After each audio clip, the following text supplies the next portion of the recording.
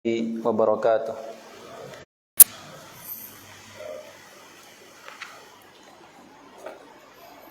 Innal hamdalillah nahmaduhu wa nasta'inuhu wa nastaghfiruh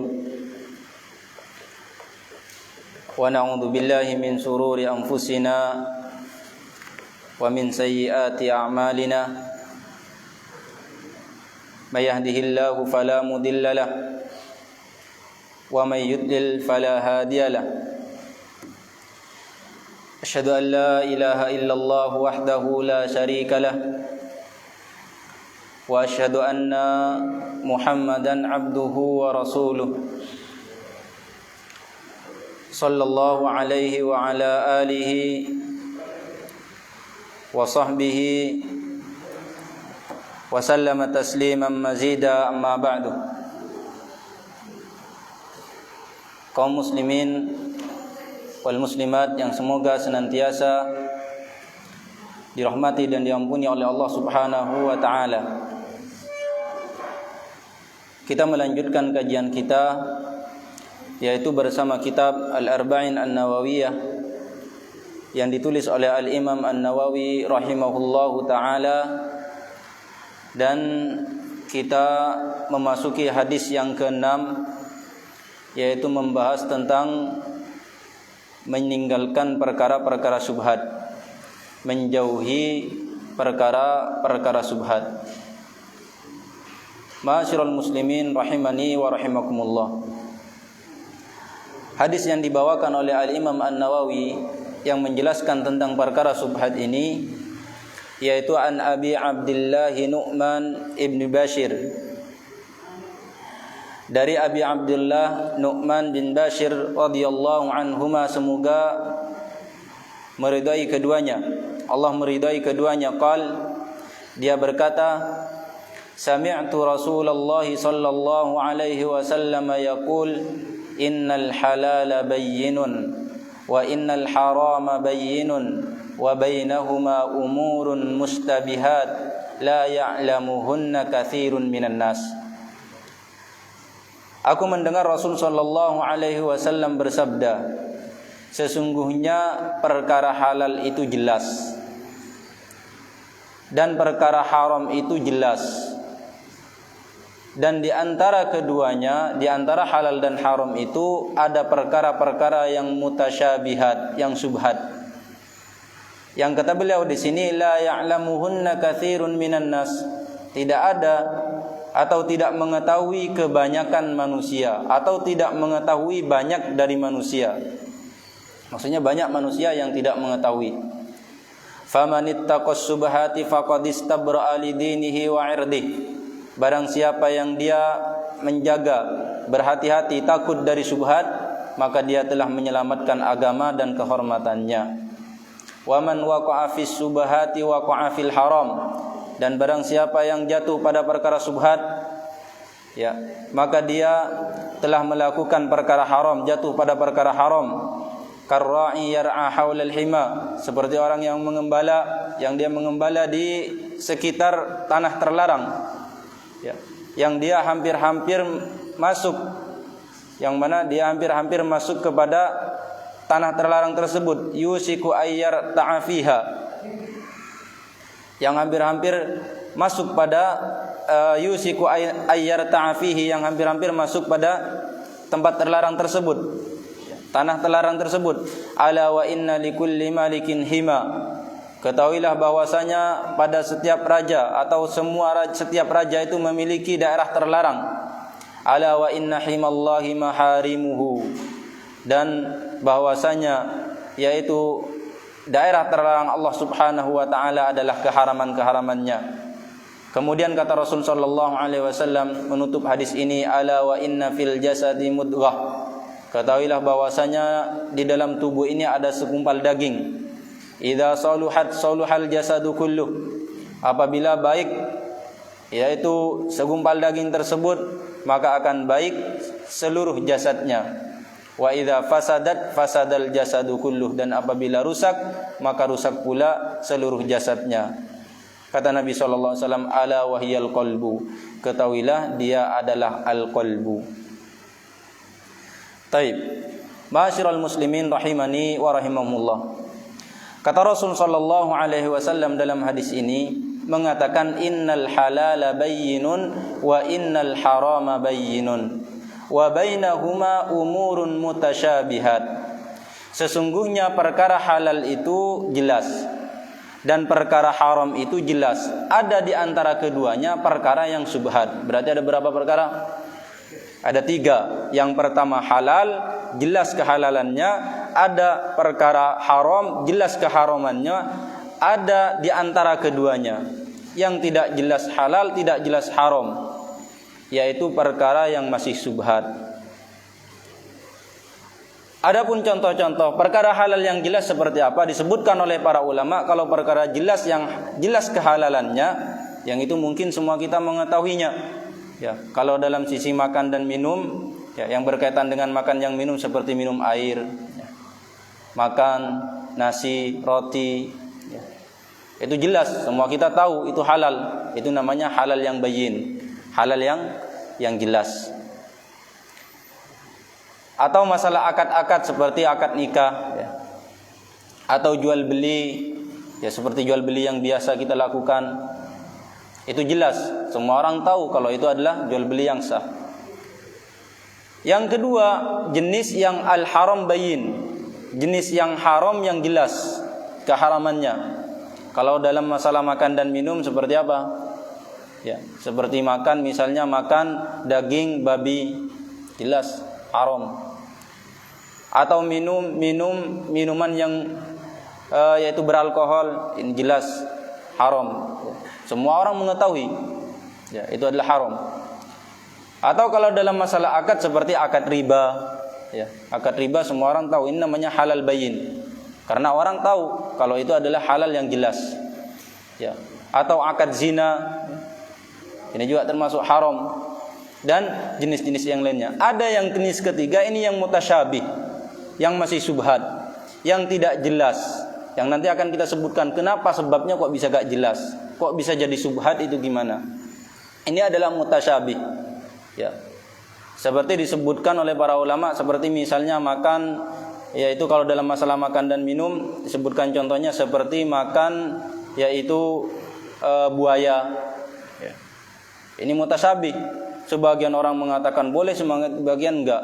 Masih bingung sebagian orang, ya. Sebagaimana pernah kita kaji juga di majelis ini, masih ingat anak, itu kajian Ustaz Ahmad Sabik mengatakan memang buaya itu ada khilaf. Atau seperti juga mengatakan sebagian dibuat contoh para ulama seperti makan kuda. Atau akad-akad yang lainnya, masih banyak akad-akad yang tidak kita ketahui. Nanti akan ada penjelasannya kenapa kok bisa jadi subhat, ya. Atau akad-akad yang dibuat contoh oleh para ulama, yaitu seperti akad asalnya akad sewa tapi berakhir pada akad jual beli. Misalnya nyewa rumah disewa-sewa tapi akhirnya berujung menjadi jual beli. Ini nanti akadnya akad apa seperti ini. Nanti akan jadi subhat di sana. Ya, taib. Maka ada 3 hal. Ada yang pertama halal bayyin, jelas kehalalannya. Ada yang haram bayyin, ya, jelas keharamannya. Ada yang masih mutasyabih. Ada yang masih mutasyabih. Kata Nabi sallallahu alaihi wasallam, la ya'lamuhunna katsirun minan nas. Tidak mengetahui perkara subhat tersebut banyak dari manusia. Apakah semua manusia tidak mengetahui? Tentu tidak. Ya. Tapi kata Nabi di sini katsirun minan nas, banyak dari manusia tidak tahu. Kata Ibnu Utsaimin mengatakan di sini tidak mengatakan aktsarun nas, kebanyakan manusia, tapi hanya mengatakan banyak dari manusia. Kata Ibnu Utsaimin ini menunjukkan bahwa banyak juga manusia yang tahu. Banyak manusia yang enggak tahu, tapi banyak juga manusia yang tidak tahu, ya. Karena memang kalau kita bicara tentang masalah halal dan haram, semuanya pasti sudah dijelaskan oleh Rasul sallallahu alaihi wasallam, ya. Karena kalau kita katakan yaitu semua manusia tidak tahu, berarti ada dari agama itu yang tidak diketahui manusia, dan tidak mungkin. Itu tidak mungkin. Karena Allah Subhanahu wa taala sendiri yang mengatakan, ya, Allah Subhanahu wa taala berfirman dalam Al-Qur'an, "Wa nazzalna 'alaikal kitaba tibyanan likulli syai'." Kami turunkan Al-Qur'an padamu, ya, Alkitab kepadamu, Al-Qur'an sebagai penjelas segala sesuatu. Ya. Ditafsirkan oleh para ulama menjelaskan mana yang diperintahkan dan mana yang dilarang, mana yang halal, mana yang haram. Itu sudah dijelaskan. Ya. Kalau kita juga lihat hadis-hadis Nabi SAW mengatakan tidaklah tersisa sedikit pun sesuatu yang bisa mendekatkan kepada surga dan menjauhkan kepada neraka dari neraka kecuali telah aku yaitu jelaskan, kata Rasulullah SAW. Dan itu banyak ya hadis-hadis yang menjelaskan bahwasanya segala sesuatu itu sudah dijelaskan. Mana yang halal, mana yang haram itu dijelaskan. Al-yauma akmaltu lakum, kata Allah Subhanahu wa taala. Pada hari ini aku sempurnakan, yaitu akmaltu lakum dinakum, agama kalian. Maka semua sudah dijelaskan. Hanya saja ada yang jelasnya itu sangat jelas ya, dan itu diketahui oleh orang-orang yang berilmu, ada yang masih samar. Itu biasanya masih samar bagi orang-orang yang awam. Ya. Taib, maka ada 3. Dan ini poin yang tadi kita sebutkan tuh poin harus kita pahami ya, bahwa semua itu sebenarnya sudah dijelaskan ya, karena Al-Qur'an sendiri yang mengatakan wa nazzalna 'alaikal kitaba tibyanan likulli syai', dan kami turunkan kepadamu Alkitab sebagai penjelas, maka tidak mungkin ada perkara itu yang tidak jelas ya. Kalau ada itu hanya sebagian manusia. Katsirun minan nas, banyak dari manusia tapi sebagian ada yang tahu. Ya. Oleh karenanya ma'asyiral muslimin rahimani wa rahimakumullah. Ya. Para ulama mengatakan apa sebabnya manusia itu kok bisa gak tahu? Ya. Kenapa kok manusia itu kadang tidak tahu? Sebabnya diantaranya karena kurangnya ilmu. Ya. Yang pertama karena kurangnya ilmu, sehingga sesuatu itu menjadi subhat bagi kita. Karena kita tidak pernah belajar ilmu agama, tidak pernah menghadiri majelis-majelis ilmu. Tatkala ada sesuatu yang baru, padahal itu sudah lama dijelaskan di kitab-kitab para ulama, ya, akhirnya pun kita merasa ini kok baru, merasa subhat, padahal itu bukan subhat. Itu diantara kenapa kita gak tahu, karena kurang ilmu. Kemudian disebutkan juga oleh para ulama, yaitu karena kurangnya pemahaman. Ya. Kurangnya pemahaman. Mungkin dia memiliki ilmu tapi kurang paham, karena memang manusia itu beda-beda. Ada yang mampu untuk memahami, ya. Ada yang yaitu cerdas kalau untuk memahami sesuatu itu cepat, ada yang enggak. Ya. Maka dari situ juga sebabnya kenapa jadi subhat. Kenapa dia yaitu tidak tahu dalam masalah tersebut. Kemudian yang ketiga yaitu bisa jadi karena kurang pengalamannya. Ya. Kurang membaca, kurang mentadabburi, kurang memperhatikan ayat-ayat Allah Subhanahu wa taala. Dia mungkin punya ilmu, belajar baca kitab dan cuman kurang perhatian.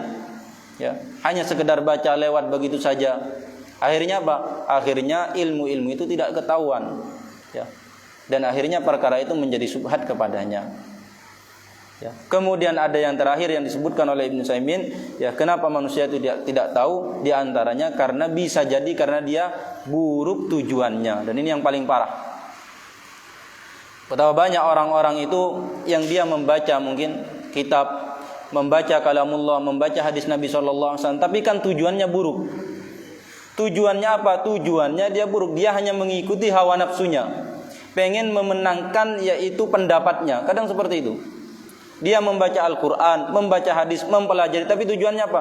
Untuk memenangkan hawa nafsunya dan pemahamannya. Dia tidak mau tunduk kepada dalil, tapi dia mau mengikuti pemahamannya. Lah di sini juga akan terjadi subhat nanti. Disitulah dia akan tidak mengetahui ilmu. Kenapa?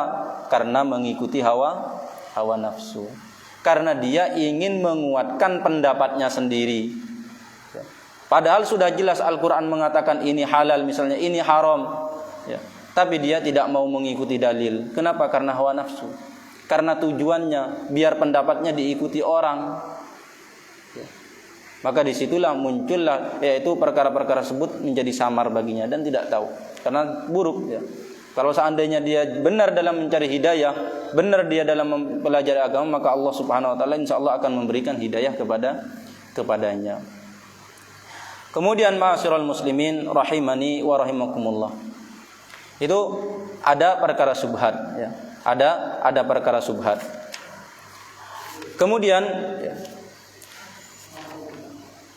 tatkala kita sudah mengetahui kalau ada perkara yang halal itu jelas, ada perkara haram jelas, maka tugas kita dikatakan oleh para ulama kita harus mengikuti. Kalau yang halal kita ikuti itu halal. Ya. Kalau dalam masalah makan ini sudah kita makan. Kalau ternyata itu haram maka kita katakan itu haram. Itu tugas kita kalau kita telah tahu ini halal ini haram. Harus mengikutinya. Tidak boleh kita mengatakan ini haram, ini halal padahal itu ini haram padahal itu halal. Dan tidak boleh juga kita mengatakan ini halal padahal itu haram atau mengatakan haram padahal itu halal. Ini tidak boleh. Tahlilu ma harramallah ini tidak boleh. Menghalalkan apa yang Allah haramkan atau tahrimu ma halallah. Mengharamkan apa yang Allah halalkan. Ini juga tidak boleh. Oleh karenanya Allah Subhanahu wa taala berfirman dalam Al-Qur'an, "Wala taqulu lima tasifu alsinatukumul kadzib, hadza halalun wa hadza haram, litaftaru 'alallahil kadziba." Kata Allah Subhanahu wa taala, jangan engkau mengada-ngada, jangan engkau mengatakan apa yang disebutkan oleh lisan-lisan kalian. Ini halal, mengatakan ini haram. Dengan tujuan yaitu untuk mengada-ngada dusta atas nama Allah Subhanahu wa taala, tidak boleh. Maka kalau ada jelas yang itu halal, jelas itu haram, kita mengikutinya dan kita katakan yaitu dia halal. Kalau haram kita katakan itu haram. Kemudian ma'asyiral muslimin rahimani wa rahimakumullah. Setelah itu apa sebab-sebab terjadinya subhat? Kita kan akan membahas subhat. Kita harus tahu kenapa kenapa hal tersebut bisa menjadi subhat. Ya. Kalau tadi juga termasuk diantaranya itu tidak mengetahui ilmu agama itu termasuk kenapa dia jadi tidak tahu. Sekarang kenapa hal tersebut, perkara tersebut menjadi subhat? Kata para ulama ditinjau dari dua perkara. Yang pertama ditinjau dari sisi dalil. Ditinjau dari sisi dalil. Yang kedua dilihat dari kenyataan yang ada. Kenyataan yang terjadi. Bagaimana contohnya kalau dilihat dari sisi dalil? Kata para ulama dilihat dari sisi dalil itu bisa jadi dalil-dalil itu kurang tersebar, ya. Bisa jadi dalil-dalil itu kurang tersebar. Akhirnya apa? Akhirnya menjadi subhat bagi sebagian. Betapa banyak dalil-dalil itu tersebar hanya di majelis-majelis ilmu saja. Kadang dalil itu tersebar hanya seorang santri saja yang tahu. Yang mondok-mondok di pesantren itu tahu. Tapi untuk orang-orang awam yang yaitu jarang mungkin menghadiri pengajian, ya, atau mungkin nggak pernah sama sekali menghadiri pengajian itu kan nggak tahu dalil itu. Ya. Dan itu terjadi. Ya. Jadi akhirnya perkara itu mungkin jadi subhat. Karena kenapa? Dia tidak tidak tahu kalau dalil itu ada dalilnya. Misalnya dicontohkan mungkin kalau zaman dulu ya kata sebagian ustadz mengatakan kalau dulu itu orang itu rata-rata gak tahu kalau musik itu haram. Ya. Kenapa? Karena memang kadang gak tahu dalilnya dari mana dalil musik itu haram. Ya. Tapi kalau sekarang alhamdulillah banyak asatidz yang menjelaskan dari Al-Quran dalilnya seperti ini, dari hadis ternyata ada yang menjelaskan kalau yaitu alat-alat musik itu haram. Ya, dan sekarang jadi jelas. Seperti itu kurang lebih contohnya. Jadi dari sisi dalil pertama karena mungkin dalil itu tidak sampai, bisa jadi subhat baginya. Taib. Yang kedua, dari sisi dalil yaitu dalam permasalahan terdapat dua dalil. Masih dari sisi dalil ada satu masalah tapi terdapat dua dalil. Dalil yang satu mengatakan halal, yang satunya mengatakan haram. Akhirnya muncullah para ulama pun berselisih. Satu menggunakan tarjih yang lebih kuat yang mengatakan yaitu boleh. Kata satunya mengatakan dalilnya yang lebih kuat itu yang tidak boleh. Sebagian para ulama pun akhirnya mengatakan, oh ini hadis ini telah dinasih, telah dihapus karena sejarahnya begini dan begitu. Dan terjadilah di situ juga subhat. Sebagian orang tidak tahu dan para ulama pun akhirnya para ulama tatkala berselisih orang-orang awam pun akan tidak tahu. Ya, akan bingung jadi subhat. Itu diantara sebabnya. Ini dari sisi dalil ya. Kemudian diantaranya juga yang disebutkan oleh para ulama dari sisi dalil yaitu permasalahan yang tidak ada dalil yang tegas. Masih dari sisi dalil disebabkan karena gak ada dalil yang tegas. Cuman ada sebuah amalan tapi dalil untuk ke sana itu enggak tegas. Sehingga pun para ulama ini dalilnya. Kata satunya ini kurang tegas, berarti ini hukumnya boleh. Kata satunya boleh karena ada dalil. Ini bisa jadi seperti ini. Akhirnya menjadilah subhat. Menjadilah itu subhat. Tapi bagi para ulamanya kadang enggak jadi subhat itu. Para ulama tahu dengan yakin kalau ini halal. Tapi kadang kita yang enggak tahu ya, yang masih belajar dan yang lainnya itu kadang malah bingung ya. Kadang menjadi subhat. Ini kalau dari sisi dalil. Taib. Kemudian juga kalau dari kondisi kenyataan ya, bisa jadi subhat yang disebutkan oleh para ulama, bisa jadi subhat itu kondisi kenyataan, contohnya seperti perkataan seorang kepada istrinya, kepada perkataan seorang dalam kondisi bohong, dia mengatakan istriku sudah saya cerai. Dia tidak langsung mengatakan kalau dalam yang kita tahu ya, kalau seorang suami mengatakan kamu cerai, meskipun bercanda itu kan jadi. Ya, karena boleh bercanda dalam masalah cerai. Ya, meskipun bercanda itu jadi. Tapi sekarang ini istrinya enggak ada. Dia hanya mengatakan di luar dengan temannya, istri saya sudah saya cerai. Nah, ini gimana hukumnya? Penerapan dalil itu ada, cuman apakah pantas enggak diterapkan dalil kepada kondisi yang seperti ini? Akhirnya pun terjadilah khilaf. Ya. Itu di antara contohnya yang disebutkan oleh para ulama. Baik. Kemudian di antaranya juga contohnya yaitu misalnya juga kita diundang ya. Diundang oleh seseorang yang dia punya penghasilan, satunya penghasilannya dari perkara haram, satunya penghasilannya dari perkara yang dari muamalah yang halal. Kita misalnya nih diundang makan. Kita tahu kalau orang itu punya pekerjaan, dari sisi lain dia ada pekerjaan haramnya, tapi dari sisi lain dia ada sisi halalnya, ada pekerjaan yang halal. Ya. Dari sini bagaimana kita menghadiri undangannya, makan dari hasil uang orang tersebut. Maka terjadilah perselisihan juga yang panjang para ulama. Terjadi perselisihan. Sebagian para ulama mengatakan juga boleh. Ya. Secara mutlak. Sebagian kalau tahu, misalnya sudah jelas dia mengatakan, ya, kalau dia mengatakan ini yang saya hasil dari jual beli ribawi, yang nasi putih misalnya. Kalau yang pecel ini yang saya hasil dari jual ini yang halal. Ya kalau jelas seperti itu kata para ulama, ya tetap kita enggak boleh makan yang haram tadi karena sudah jelas. Tapi kalau enggak jelas, ya sebagian para ulama ada perselisihan. Ya.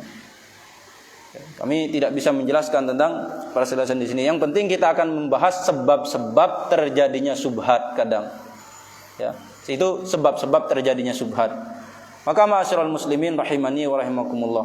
La ya'lamuhunna, kemudian kata Rasul sallallahu alaihi wasallam, la ya'lamuhunna katsirun minan nas, tidak mengetahui kebanyakan dari manusia.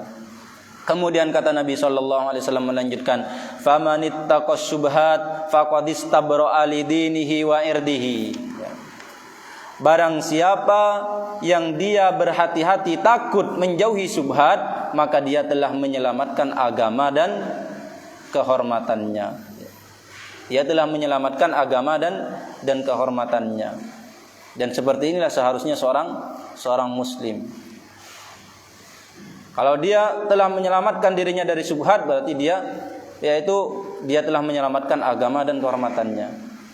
Karena kalau dia melakukan perkara subhat, nanti akan ada orang mengatakan, loh si fulan kok makan ini dan itu. Loh si fulan kok melakukan muamalah seperti ini dan seperti itu. Ini namanya mencoreng kehormatan. Ya. Akan turun kehormatannya. Dan seorang muslim tidak boleh ya, melakukan perkara-perkara yang bisa menurunkan kehormatannya, tidak boleh, tidak layak. Seperti di sini melakukan perkara subhat. Dan itu yang dipraktekkan oleh Nabi sallallahu alaihi wasallam. Bagaimana Rasul sallallahu alaihi wasallam berhati-hati. Takut apa? Takut ada orang yang suudzon. Ya, takut ada yang buruk sangka. Itu kalau dikatakan oleh para ulama, kita itu harus satu dari'ah, menutup celah. Menutup celah di antaranya menutup celah biar orang tidak suudzon dan tidak buruk sangka. Maka kita lakukan muamalah yang baik. Kalau itu perkara subhat kita tinggalkan. Kenapa? Biar kita selamat kehormatan kita dan juga agama kita. Ya, biar kita selamat. Ini perlu kita perhatikan. Ya, poin seperti ini perlu kita perhatikan. Karena kadang kita bermudah-mudahan dengan perkara syubhat. Oh, masih syubhat, enggak apa-apa kita makan. Ini tidak seperti ini, ya. Lebih baik kita tinggalkan. Baik. Kemudian kata Nabi sallallahu alaihi wasallam, "Wa man waqa'a fis subhat waqa'a fil haram." Ya. Barang siapa yang jatuh pada perkara subhat, maka dia jatuh pada perkara haram. Kata para ulama, yaitu kalau orang sudah terbiasa kepada perkara subhat, melakukan menerjang, lama-lama dia akan jatuh kepada perkara haram. Ini penafsiran yang pertama. Kalau dia terbiasa ada subhat dilakukan, subhat lagi dilakukan, lama-lama akan terjatuh pada perkara yang haram. Atau kata para ulama, kalau dia sering melakukan subhat dilakukan, mau gak mau dia mesti jatuh pada perkara haram. Karena subhat dia antara halal dan haram. Gak mungkin halal terus, ya enggak. Mesti di sana ada yang halal, ada yang haram. Kalau kita lakukan, akhirnya jatuh pada yang haram. Itu bisa kemungkinan seperti itu. Maka lebih baik kita berhati-hati. Ya, kita jauhi, tinggalkan.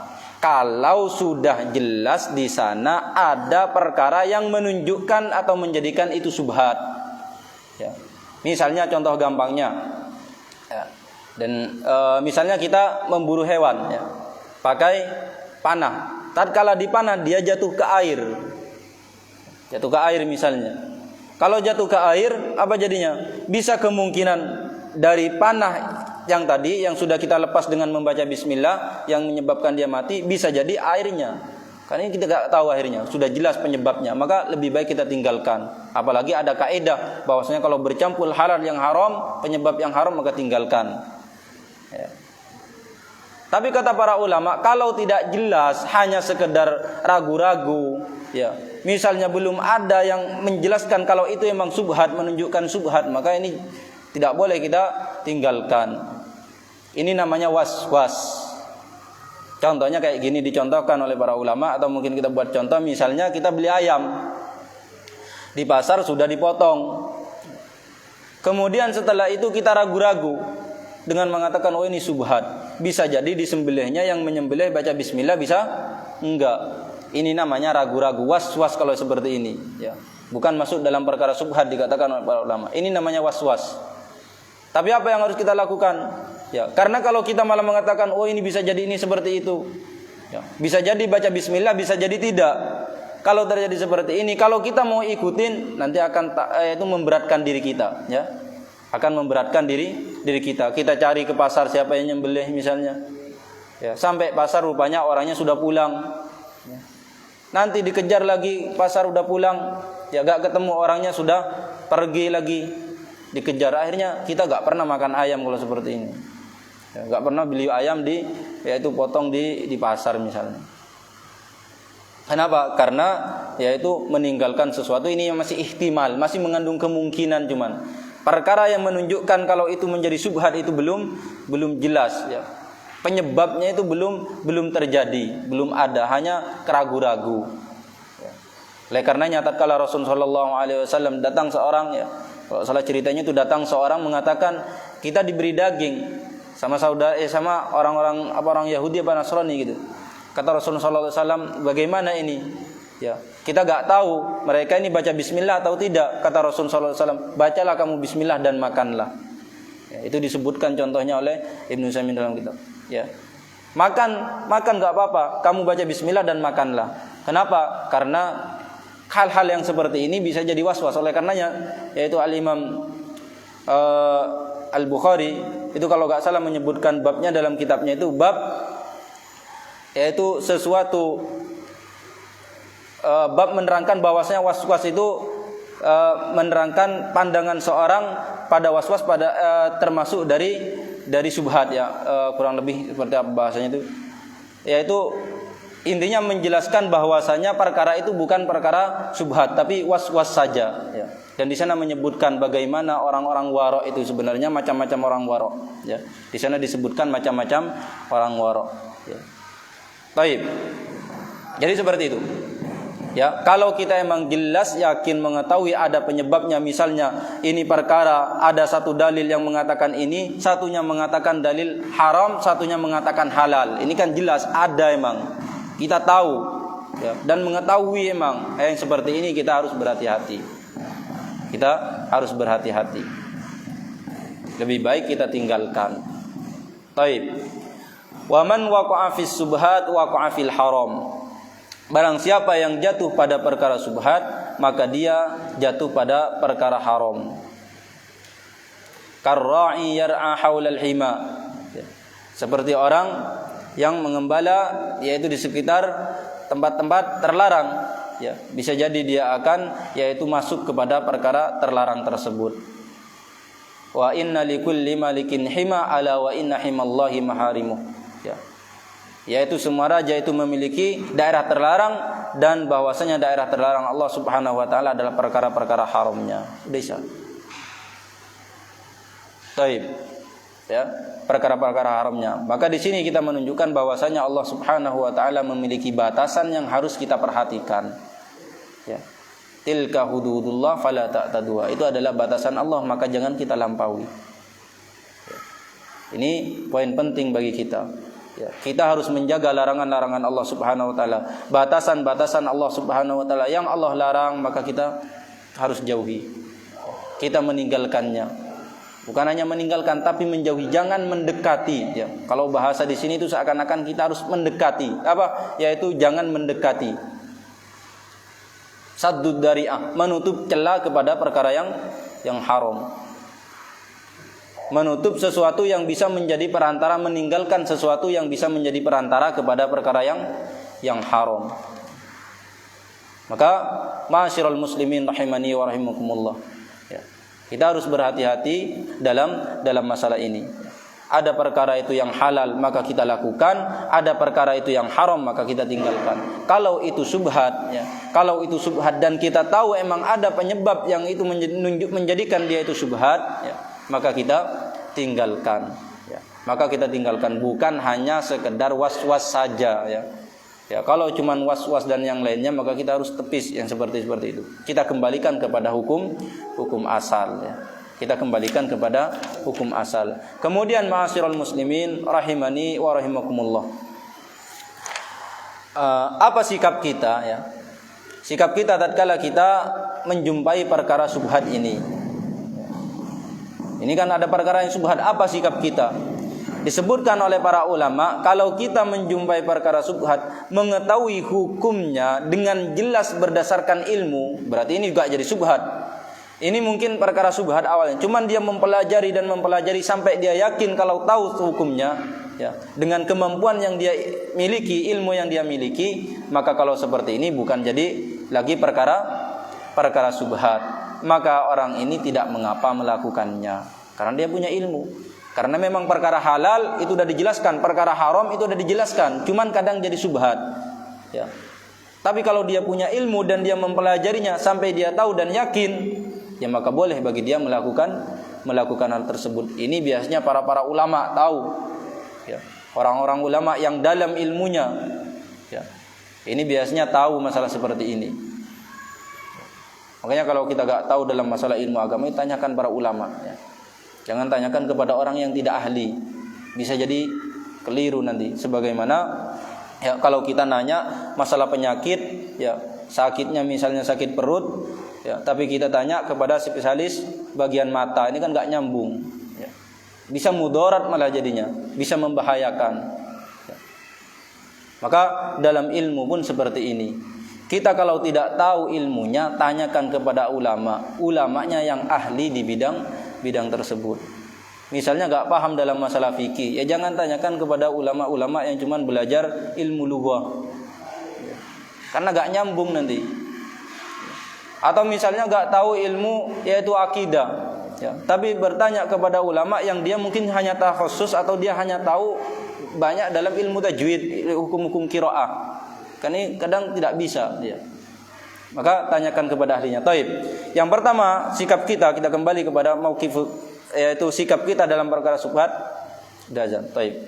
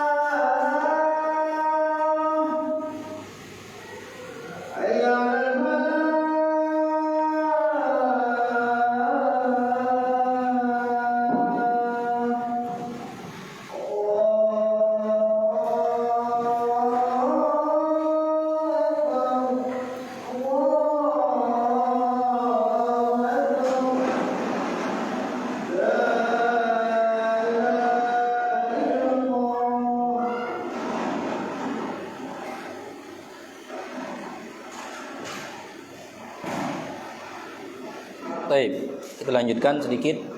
Bismillahirrahmanirrahim, wassalatu wassalamu ala Rasulillah. Kemudian, ma'asyiral muslimin rahimani wa rahimakumullah. Apa sikap kita dalam perkara syubhat ini? Ya. Kalau kita mengetahui dengan yakin dan kita punya ilmu dengan ilmu yang kita miliki, maka berarti perkara itu tidak lagi syubhat baginya. Dan kita melakukannya tidak mengapa, itu disebutkan oleh para ulama. Yang kedua, tidak mengetahuinya. Kita tidak mengetahuinya. Karena dia tidak mengetahuinya. Kalau kita yang kedua tidak mengetahui, maka hukumnya yaitu disunnahkan untuk meninggalkan. Disunnahkan untuk meninggalkan, dianjurkan untuk meninggalkan. Kalau kita tidak mengetahuinya. Dan ini kalau kita meninggalkan karena demi menjaga keselamatan agama dan menjaga yaitu kehormatannya, bisa jadi dapat pahala ya. Ini kalau kita tidak tahu hukumnya, lebih baik kita meninggalkan daripada masuk dalam sabda Nabi, wa man waqa'a fis subhat waqa'a fil haram. Barang siapa yang jatuh pada subhat, dia jatuh pada perkara yang haram. Ini kita tinggalkan. Ya. Karena kalau terbiasa bisa jadi nanti masuk kepada perkara yang haram. Baik, itu yang kedua. Ya. Masih yang kedua ini, kita tidak mengetahuinya tapi tetap melakukannya ya. Kalau tetap melakukannya ya, tadi kita katakan sikap kita yang pertama kalau mengetahui berarti boleh. Sekarang kalau tidak mengetahui maka sikapnya tidak melakukannya. Kalau kita tidak tahu ya, tidak punya ilmu, maka lebih baik dan disyariatkan kita untuk meninggalkannya. Kalau malah dia tetap melakukannya, mengikuti hawa nafsunya, lah di sinilah nanti diharamkan. Dia akan jatuh pada perkara yang haram. Maka kita harus hati-hati. Jangan mendekati perkara-perkara subhat. Karena itu bisa jadi kita akan jatuh pada perkara yang haram dan bisa jadi orang akan mencela kita. Ya. Orang akan mencela kita, mengatakan kok bisa si fulan bin fulan itu melakukan ini dan itu. Ya. Padahal mungkin sebagian orang memandangnya itu haram. Ya. Maka lebih baik kita tinggalkan. Ma'asyiral muslimin rahimani wa rahimakumullah. Kemudian yang terakhir kata Nabi sallallahu alaihi wasallam,